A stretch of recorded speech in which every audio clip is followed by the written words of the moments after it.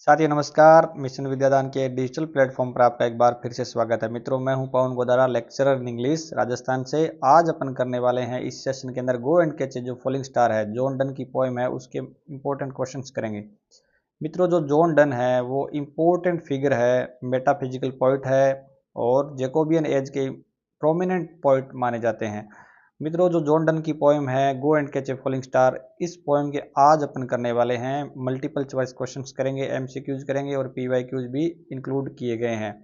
मित्रों, अगर आप आरपीसी स्कूल लेक्चर की प्रिपरेशन कर रहे हो या अदर कॉम्पिटिटिव एग्जाम की प्रिपरेशन कर रहे हो जिसके अंदर गो and catch a falling star है, तो आप बिल्कुल सही जगह पर हैं। अपन इस सेशन के अंदर complete go and catch a falling star है ना, उसके इंपॉर्टेंट क्वेश्चंस करेंगे जो बार बार आते हैं और पॉसिबल क्वेश्चंस है। तो मित्रों, पार्ट ये 2 है हमारा।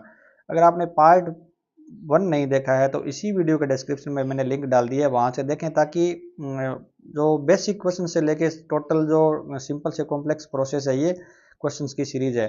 तो उसमें आप क्या है, पहले पार्ट फर्स्ट देखें, उसके बाद पार्ट सेकंड पे आए, ताकि आपके इसमें फिर आपको थोड़े एडवांस क्वेश्चन मिलेंगे। और इसके साथ ही मित्रों, अगर आपने गो and catch a falling star की थियरी क्लास देखनी है तो वो भी आप क्या है, अच्छी क्लास है जो आपको इजीली पोएम को समझा देगी। तो वो कहाँ मिलेगी आपको, इसी वीडियो के डिस्क्रिप्शन में जाएं, वहाँ पे उस क्लास का लिंक मैंने डाल रखा है। इसके साथ ही आपको इस वीडियो के इस सेशन के साथ में अपना खुद का टेस्ट भी देना कि आपके कितने क्वेश्चंस राइट हुए हैं। वो तो वो कमेंट में मुझे जरूर बताना, जिससे मैं आंसर बताऊं उससे पहले आपको सोच लेना है और बताना है कि कितने आपके क्वेश्चन सही हुए। तो आज अपन करते हैं 21 नंबर क्वेश्चन से स्टार्ट। 20 क्वेश्चन हम पार्ट फर्स्ट के अंदर कर चुके हैं। पहला क्वेश्चन 21 देखते हैं। Of all the strange wonders the strangest in Donne's poem go and catch a falling star would be. ये आरपीसी स्कूल लेक्चरर 2016 में क्वेश्चन आया हुआ मित्रों, कि सबसे ज्यादा जो वंडर्स इसमें बताया गया उसमें स्ट्रेंजेस्ट चीज क्या है सबसे ज्यादा गो and catch a falling star के अंदर, कि सबसे ज्यादा जो असामान्य चीज क्या है, अनयूजुअल चीज क्या है जो प्राप्त नहीं हो सकती। To catch a falling star, कि फॉलिंग स्टार को पकड़ना। To discover the years gone by, या जो उन अपने सालों को या ईयर्स को खोजना जो चले गए हैं, बीत गए हैं। To learn to hear mermaid singing, या सीखना, उनको सुनना कि जो मरमेड कैसे गाती है। To find a women fair and faithful, या ऐसी महिला को खोजना जो सुंदर भी हो और विश्वास वाली भी हो, सच्ची भी हो। तो इसमें सबसे स्ट्रेंजेस्ट क्या है मित्रों, डी नंबर ऑप्शन, जो अपने इस पोएम का थीम भी है। तो डी नंबर ऑप्शन इसका करेक्ट हो जाएगा, कि एक सच्ची महिला है ना, वो नहीं मिल सकती जो फेयर भी हो और फेथफुल भी हो। 22 नंबर क्वेश्चन पे आते हैं। John Donne enlist several impossibilities in first stanza of the poem go and catch a falling star। ठीक है, 7 impossible टास्क उसने बताए थे ना। Go and catch a falling star, choose the one which he has not written in the first stanza. ये RPC Sanskrit जो department होता है उसके अंदर क्वेश्चन आया हुआ है 2022 के अंदर, कि जॉन डन ने शुरुआत में ना बहुत सारी इंपॉसिबिलिटी बताई है, और मैं आपको बता रहा हूँ कितनी इंपॉसिबिलिटी है, 7 इंपॉसिबिलिटी, याद रखना। ये भी क्वेश्चन आया हुआ है कितनी इंपॉसिबिलिटी बताई गई है, तो उसके अंदर कौन सी है जो इंक्लूड नहीं है अपने ऑप्शन में। कैच ए फॉलिंग स्टार ये तो है। हियर मरमेड सिंगिंग, कि मरमेड सिंगिंग कैसे सुनी जाती है, तो ये भी है। Pilgrimage of 10,000 days and night, की जो 10,000 सालों का जो पिलग्रिमेज है वो। और finding about the cause of devil's cleft wood, या वो कारण जानना कि जो जो दैत्य है, दानव है, उनके पैर के से चीरे होते हैं। तो ये बात भी सही है, मरमेड वाली भी सही है, पिलग्रिमेज वाली बात सही नहीं है।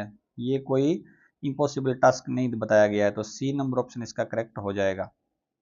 नेक्स्ट क्वेश्चन देखते हैं 23। The central idea of the poem go and catch a falling star is. Central idea क्या है, मुख्य भाव क्या है पोएम का।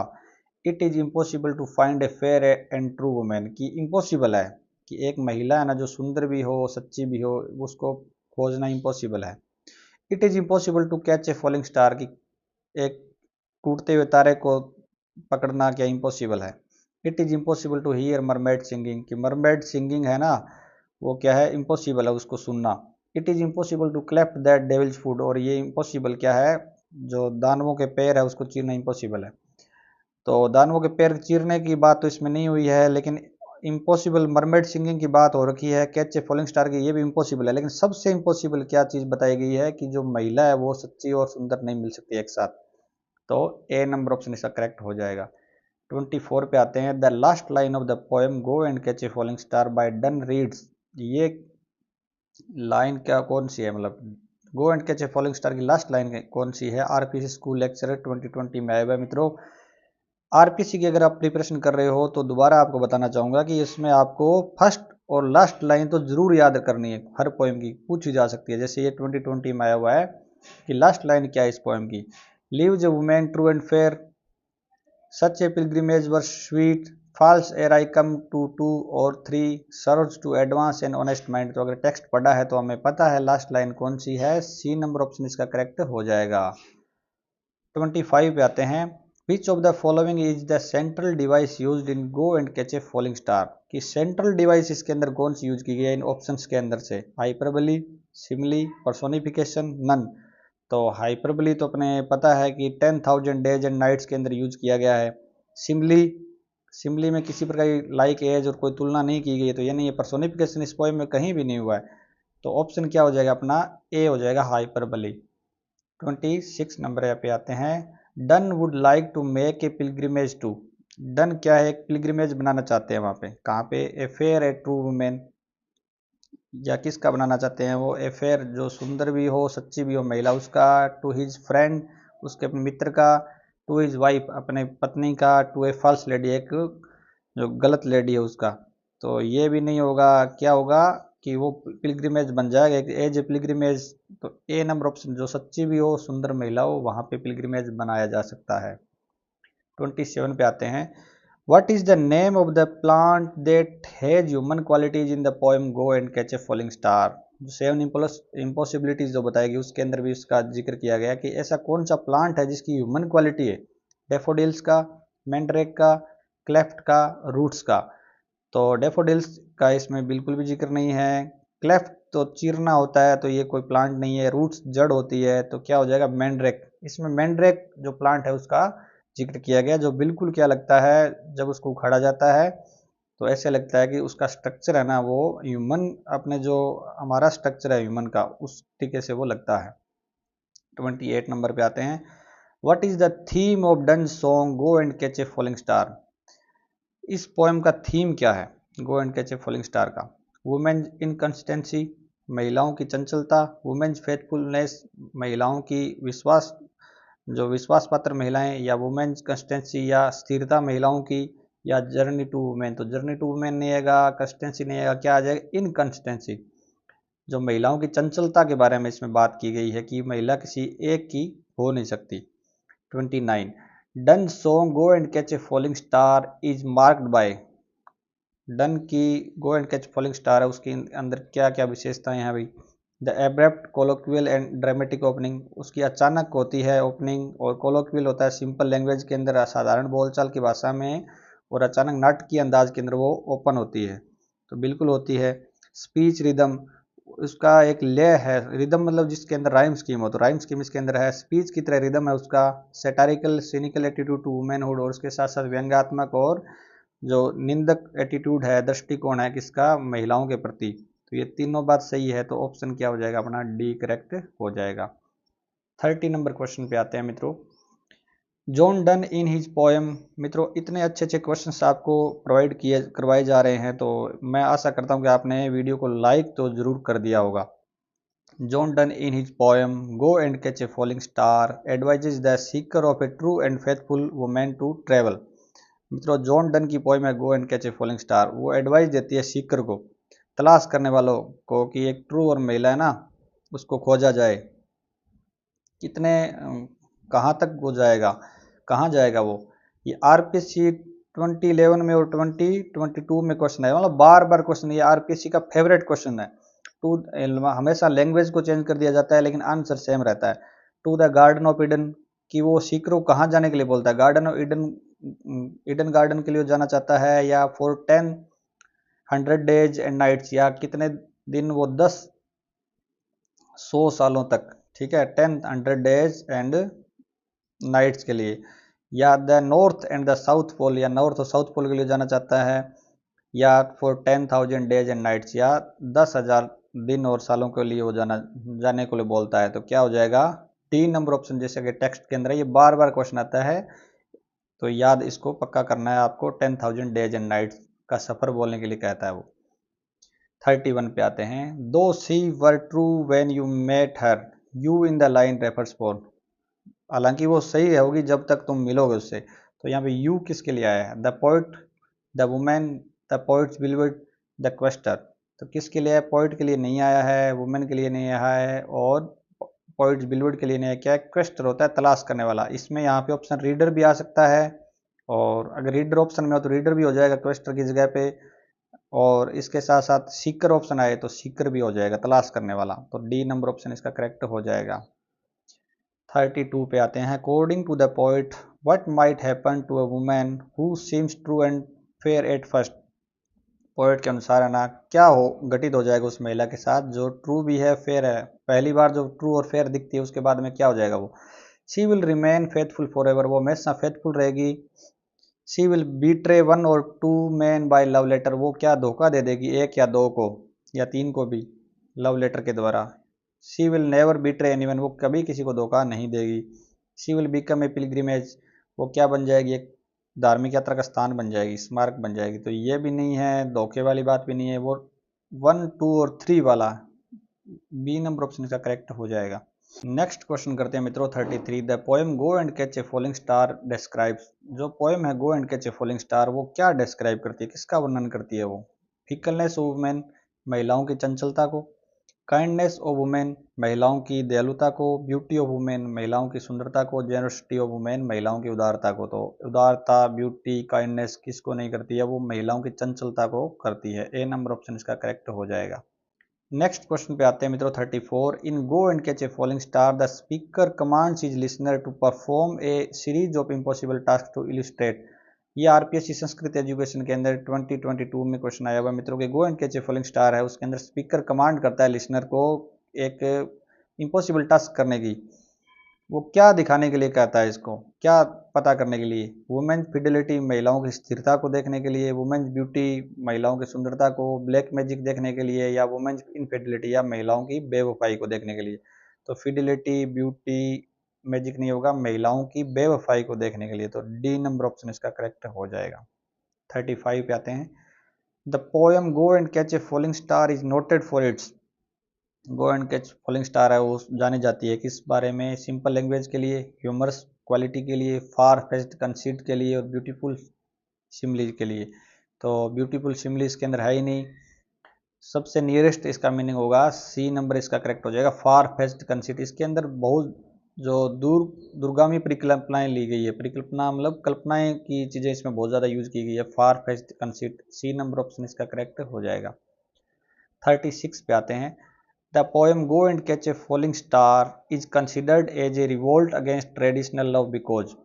जो go and catch a falling star है वो जानी जाती है एक ट्रेडिशनल लव के विद्रोह के रूप में, ठीक है? क्योंकि the poet adores the faith of women, क्योंकि पोइट करता है वुमेन की, महिलाओं की प्रशंसा करता है उनके फेथ के लिए।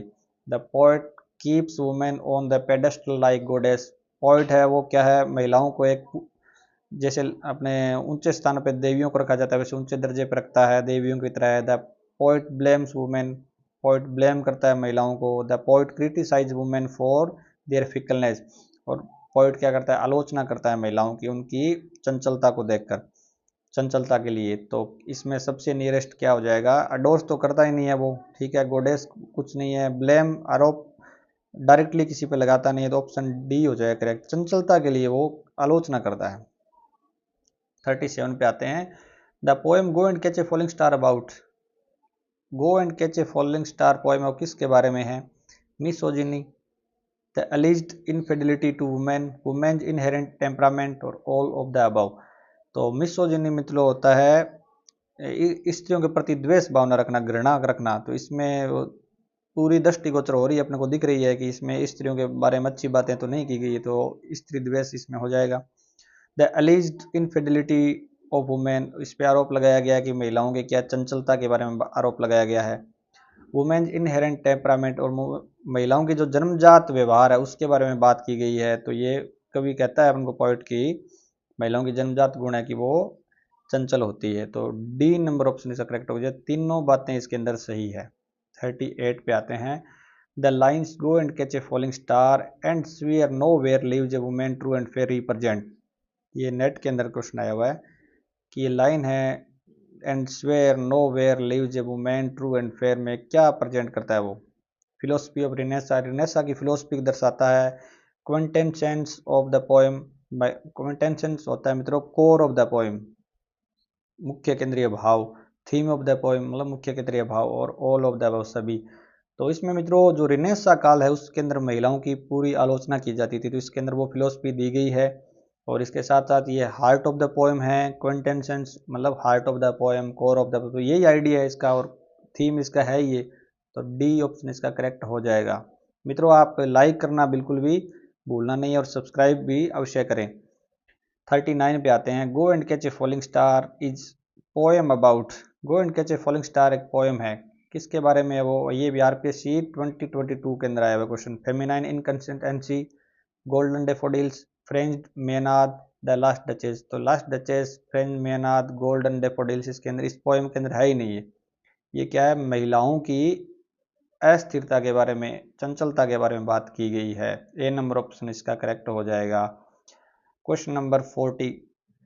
The poet in go and catch a falling star decides at the end of the poem. ये आरपीएससी 2020 के अंदर क्वेश्चन आया हुआ है कि go and catch a falling star के अंदर अंत में पोएट क्या डिसाइड करते हैं? To go to a pilgrimage, एक पिलग्रिमेज पे जाने के लिए, धार्मिक यात्रा पे जाने के लिए। To a women who is fair and beautiful, marry a women, कि एक महिला से महिला से शादी करना जो फेयर भी हो और ब्यूटीफुल भी हो। Not to search a women who is both fair and beautiful because it is impossible to find one, कि एक ऐसी महिला को ढूंढना जो फेयर भी हो ब्यूटीफुल हो, उसको क्या है, उसको सर्च नहीं करें क्योंकि वो इम्पॉसिबल है उसको ढूंढना। Write a series of letters to such a women to check her fidelity throughout her novel. एक क्या लेटर लिखा जाए चेक करने के लिए, लेटर की सीरीज लगाई जाए जिसमें क्या महिला की जो चंचलता है या उसकी वफा है उसको चेक किया जाए। तो ये भी ऑप्शन नहीं है, मेरी भी नहीं है, पिलग्रिमेज भी नहीं है। ऑप्शन हो जाएगा सी। लास्ट में पॉइंट कहता है कि ऐसी महिला है उसको ढूंढा जा ही नहीं सकता, तो जो ट्रू भी हो और फेयर भी हो। तो सी नंबर ऑप्शन इसका करेक्ट हो जाएगा। तो मित्रों इसमें अपने आज 20 क्वेश्चन अपने कर लिए हैं। आज की सीरीज में अपने 20 क्वेश्चन किए हैं। आपके कितने क्वेश्चन राइट होते हैं आप मुझे ज़रूर बताओगे। इसके साथ ही मैं आपको बताना चाहूँगा कि भी पार्ट 2 अपने आज कर लिया है, आगे भी इंपॉर्टेंट क्वेश्चंस आएंगे तब मैं अपलोड कर दूंगा वीडियो। तो उसके लिए आपको क्या करना है, इसी वीडियो के डिस्क्रिप्शन में जाना है, वहाँ पे आपको पार्ट 3 का भी लिंक मिल जाएगा जब वीडियो अपलोड होगा। और अगर आप उसका नोटिफिकेशन प्राप्त करना चाहते हैं तो आप क्या करें, चैनल को सब्सक्राइब कर लें ताकि जब भी अपने गो and catch a falling star का नेक्स्ट वीडियो अपलोड किया जाएगा तब आपके पास नोटिफिकेशन चला जाए। मित्रों वीडियो को दोबारा मैं आपसे रिक्वेस्ट कर रहा हूँ कि आप लाइक करें और शेयर भी अवश्य कीजिएगा और एक प्यारा सा कमेंट जरूर डालिएगा ताकि क्या मेरी एनर्जी बढ़े और आपके लिए मैं बेस्ट कंटेंट लेके आता रहूँ। मित्रों मैं कोई कंटेंट से कभी भी समझौता नहीं करता हूँ, जो एग्जाम ओरिएंटेड चीज़ है वो ही मैं लाने की कोशिश करता हूँ ताकि मेरे भाई बहन है उनका मैं हेल्प कर सकूँ। तो आप भी मेरी हेल्प करें और आप क्या करें, इस वीडियो को लाइक करें और चैनल को सब्सक्राइब अवश्य करें ताकि ज़्यादा से ज़्यादा लोगों तक ये यूट्यूब है वो क्या करेगा, फिर ज़्यादा से ज़्यादा लोगों तक इसको सजेस्ट करेगा। तो आप लाइक और सब्सक्राइब करना बिल्कुल भी नहीं भूलें और प्यारा सा एक कमेंट डालें, चाहे थैंक यू का कमेंट डालें, मैं उसका अवश्य ही रिप्लाई करूँगा। और आप जिस भी एग्ज़ाम की प्रिपरेशन कर रहे हैं उसके लिए आपको best of luck. Thank you.